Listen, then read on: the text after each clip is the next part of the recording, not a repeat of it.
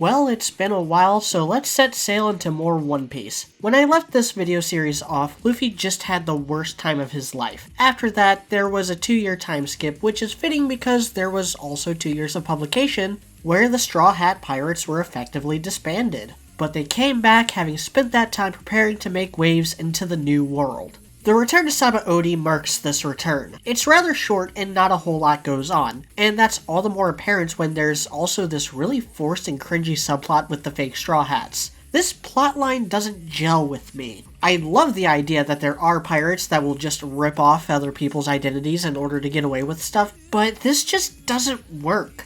Everyone thinks the Straw Hats are dead, so you'd think others would be skeptical and want to test them. It would also be better if we just saw more stuff like this, like maybe a fake Shanks or a fake Whitebeard. And it doesn't work because the fake Luffy wants to use that reputation to take over the new world. Like, what was he planning to do when he inevitably runs into a Yonko? This kind of villain would be better suited going back to East Blue and terrorizing it using Luffy's name, not trying to take over the Yonko's territory in the new world. But it all gets resolved pretty quickly with the appearance of the real Straw Hats, and they finally set sail into the depths of Fishman Island. Whatever else can be said, Fishman Island is one of the most visually striking arcs in the manga's history. Oda gets a lot of mileage out of his panel space, cramming all sorts of environmental details and unique character designs. Nobody here looks generic except the main villain, funny enough. Hody Jones really is the worst thing about this arc. His plan is pretty dumb, he's just a bigger, meaner, less interesting version of Arlong, and Arlong wasn't exactly a gold medal winner in the Personality Olympics. And this extends to his crew, who all at least have better designs. But I don't remember anything about most of them. I remember there was the one who kept perving on Shirahoshi, and the drunk octopus one that was just a discount Hachi. The villains are just weak, which would serve as a good measuring stick for the Straw Hats, if any of them other than Luffy got a chance to show off against something other than fodder. Even so, the brief fight with the Pacifistas did a better job of showing their growth. It's a shame because this has continued to be a problem for certain characters up through the current arc. Pug Hazard fares better in the villain department, but fails in every other way. This arc is a slog to get through. Fishman Island was full of visual intrigue and set up a lot of important stories, much to its detriment. Pug Hazard also set up a lot of new plot threads, but unlike Fishman Island, those plot lines were eerily familiar to the Alabasta saga. So the plot of Pug Hazard consists of several groups of idiots bumbling around accomplishing nothing for 50 chapters,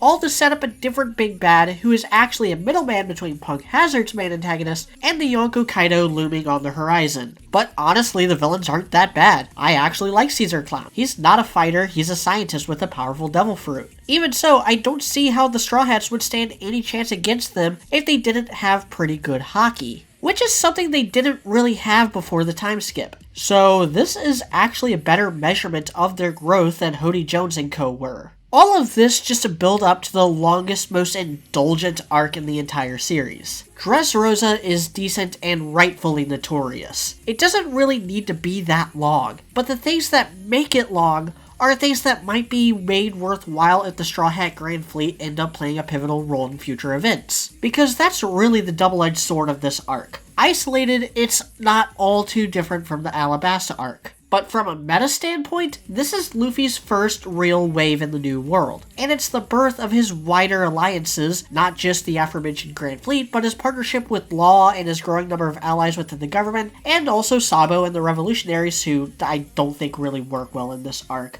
I think bringing Sabo back was a mistake that just kinda undercut Ace's entire sacrifice. Dressrosa is a microcosm for everything good and bad about Oda's writing. It's full of nuance and intrigue, but only pays lip service to moral ambiguity by coming in hard on the side of nature. Doflamingo was just born evil, and like many other villains, he's only fun as a force of personality. His motivations really just boil down to evil for evil's sake, and his numerous henchmen are effectively two-dimensional, except Senior Pink, who gets an extensive backstory for no other reason than Oda wanted to give him a backstory. As someone who's rarely impressed with One Piece flashbacks, I found this one particularly particularly self-indulgent. It feels like I'm just bashing One Piece right now, and yeah, the stuff between Marineford and Dressrosa is by far the worst extensive chunk in the manga and really difficult to get through. All these arcs are too long, too self-indulgent, and even border on pretentious. Oda was too preoccupied with setting the stage for Kaido and Big Mom that he forgot to make the villains interesting or give 70% of the Straw Hats something to do. So even though Dressrosa is the best out of these, it's still far from the prior heights One Piece had reached before. But all of that was about to change. After 100 plus chapters stuck in Dressrosa, Oda was about to spring some in-game setup with some of the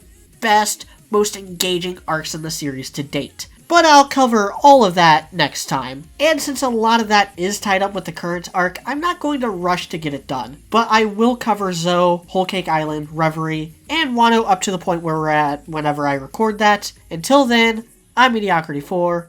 Thanks for watching.